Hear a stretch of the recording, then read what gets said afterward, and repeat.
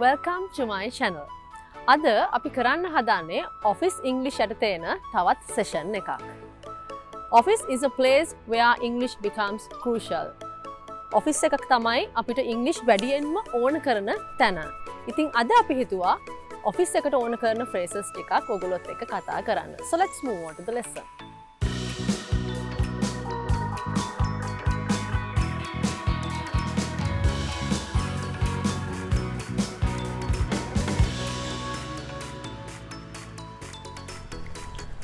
අපේ එදිනෙදා ජීවිතේදී එහෙම නැත්නම් අපේ ඩේලි රුටීන්ස් වලදී අපි ඔෆිස් යද්දී අපිට සමහරලාට එක්ස්කියුසස් ඉල්ලන්න වෙනවා. ඒ කියන්නේ අපිට සමහරට ලීව් එකක් ගන්න වෙනවා. එහෙම නැත්නම් අපි පරක්කු වෙලා එනවයි කියන එක අපේ බොස්ට අපි කියන්න ඕනේ. So these are the phrases you get to use in your daily routines. ඉතින් අද අපි බලමු කොහොමද ලීව් එකක් ඉල්ලන්නේ. සමහරට ඔයගොල්ලන්ට හදිස්සියේ just for an emergency case if you want a leave කොහොමද ඔයගොල්ලෝ ඒක කියන්නේ. අපි සාමාන්‍ය ලීව් එකක් ඉල්ලන විදි දෙකක් තියෙනවා. එකක් තමයි ඔයගොල්ලන්ට කියන්න පුළුවන් would it be possible for me to take a leave? Leave එකක් ඉල්ලන විදිය තමයි මේ. ඔයගොල්ලන්ට ටෙක්ස්ට් මැසේජ් එකක් යවන්න උනත් බොස්ට ඔයගොල්ලන්ට ලියන්න පුළුවන් විදිය තමයි would it be possible? Would it be possible? This adds more politeness to your statement. So would it be possible for me to take a leave? Leave එක ඉල්ලන්නේ අන්න එහෙමයි. Or else you can say can I take a leave? Can I take a leave? මේ විදියට කියන්නත් පුළුවන්. Would it be possible for me to take a leave? කියලා කියන්නත් පුළුවන්. Otherwise you can tell can I take a leave? ඊට පස්සේ ඔයගොල්ලන්ට reason එකක් තියෙනවා නම් due to කියලා ඔයගොල්ලන්ගේ reason එක mention කරන්න පුළුවන්. Can I take a leave due to an emergency? ඒ විදිහට කියන්න පුළුවන්. So that's how you have to ask for a leave. අනිත් එක තමයි ඔයා කොහොමද කියන්නේ ඔයාට චුට්ටක් පරක්කු වෙන ඔෆිස් එකට එන්න කියලා. මේකත් අපිට සමහරලාට කියන්න වෙන දෙයක්. එතකොට කියන්න එහෙම නැත්නම් කෝල් එකක් දීලා කියන්න එහෙම නැත්නම් මෙසේජ් එකක් දාන්න ඕනේ නම් පරක්කු වෙනවයි කියලා. ඒක කියන්න පුළුවන් විදිහ තමයි I am sorry but I'm running a little late. I am running a little late. මේක තමයි පරක්කු වෙනවයි කියන එක කියන්න පුළුවන් ස්ටේට්මන්ට් එක. එතකොට I am sorry but I'm running a little late. ඒ කියන්නේ සමා වෙන්න මට ආද එන්න පොඩ්ඩක් පරක්කු වෙනවා. අපි මෙතනදී running late කියන එක තමයි use කරන්නේ. I'm running a little late. එතකොට තවත් දෙයක් තමයි අපි සමහරට අපි ඔෆිස් එකේදී අපිට කියවෙන දෙයක් තමයි මම සඳුදා නිවාඩු. එහෙම නැත්නම් මම අඟහරුවාදා එන්නේ නැහැ ඔෆිස් එකට. මේ වගේ දෙයක් කොහොමද ඉංග්‍රීසි වලින් කියන්නේ? ඒක කියන විදිහ තමයි I am taking Monday off. I am taking Monday off. ඒ කියන්නේ ඔයා සඳුදා වැඩට එන්නේ නැහැ කියන එක තමයි ඒකෙන් කියන්නේ. I am taking. මෙතන I am කියන එක අපිට contract කරන්න පුළුවන්. I'm taking Monday off. I'm taking Saturday off. I'm taking Tuesday off. ඒ කියන්නේ ඔයා එදාට වැඩට එන්නේ නැහැ. off කියන එක use කරන්න පුළුවන් තවත් විදිහක් තියෙනවා. ඒ තමයි for කියන preposition එකත් එක්ක. එතකොට මේකෙන් එන මීනින් එක ටිකක් වෙනස් වෙනවා. උදාහරණයක් ගත්තොත් ඔෆිස් එකේ කවුරු හරි හොයාගෙන ක්ලයන්ට් කෙනෙක් එහෙම නැත්නම් කවුරු හරි කෙනෙක් ආවොත් කොහොමද කියන්නේ එයා දැන් වැඩ ඉවර කරලා ගිහිල්ලයි කියලා. මෙන්න මේකට තමයි අපි off කියන එක for කියන preposition එකත් එක්ක use කරන්නේ. For an example we can say she is off for the day. She is off for the day. Off for the day. That means the person has finished his work and left. Making an අදහස වැඩ ඉවර කරලා ගිහිල්ලයි කියන එක. I am off for the day. ඒ කියන්නේ මගේ වැඩ අදට ඉවරයි. I am off for the day. අනිත් එක තමයි ඔයා වැඩ කරලා ඉවර නම් ඔයා යනවයි කියන එක මෙන්ෂන් කරන්න පුළුවන් විදිහක් තියෙනවා. ඔයා වැඩ ඉවර කරාම ඔයා යනවයි කියලා කොහොමද ඉංග්‍රීසි වලින් ඔයාගේ සුපර්වයිසර්ට එහෙම නැත්නම් බොස්ට කියන්නේ. ඒක කියන විදිහ තමයි ඔයාට කියන්න පුළුවන් can I leave for the day? Can I leave for the day? Can I leave for the day? ඒ කියන්නේ වැඩ ඉවරයි මම යන්නද කියලා තමයි අහන්නේ. අනිත් එක තමයි can I take my off? Can I take my off? ඒ කියන්නේ ඔයා වැඩ ඉවරයි යන්නද කියන එක තමයි ඒකෙන් අහන්නේ. ඊළඟ එක තමයි අදට මගේ වැඩ ඉවරයි. අද මගේ වැඩ ඉවරයි.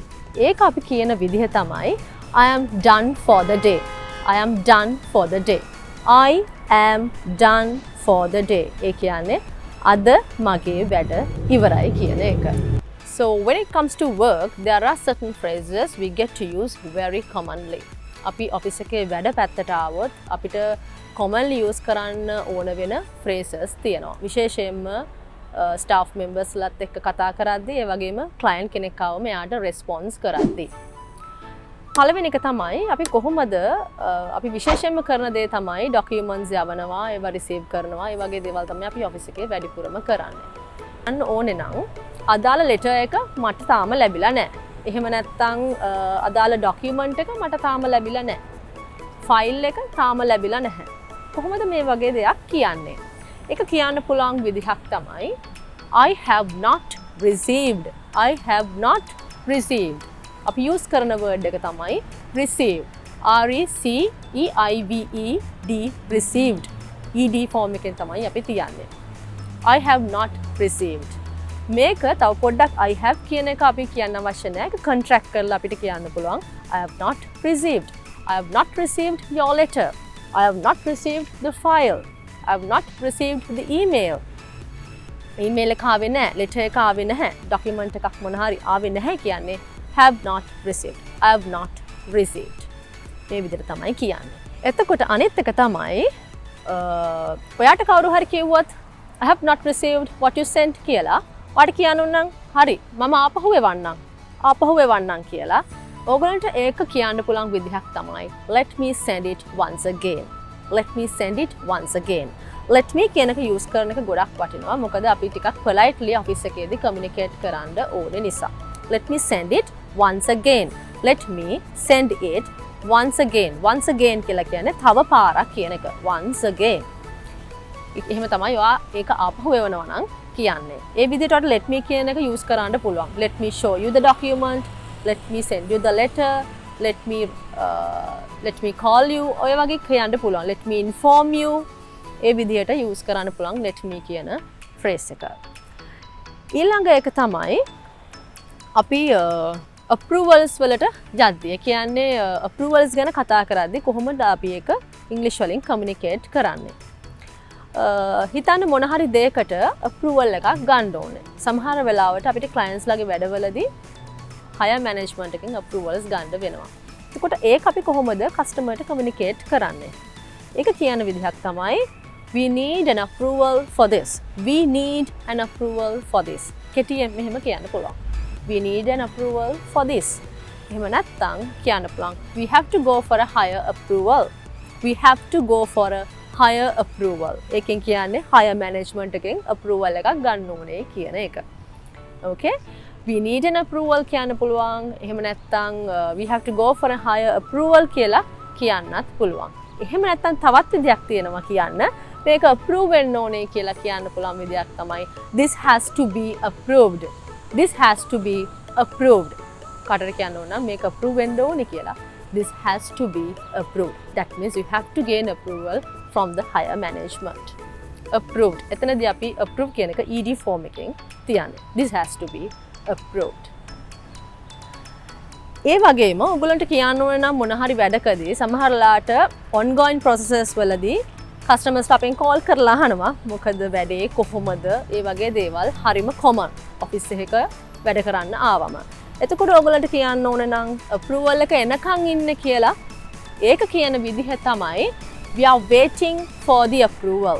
We are waiting for the approval.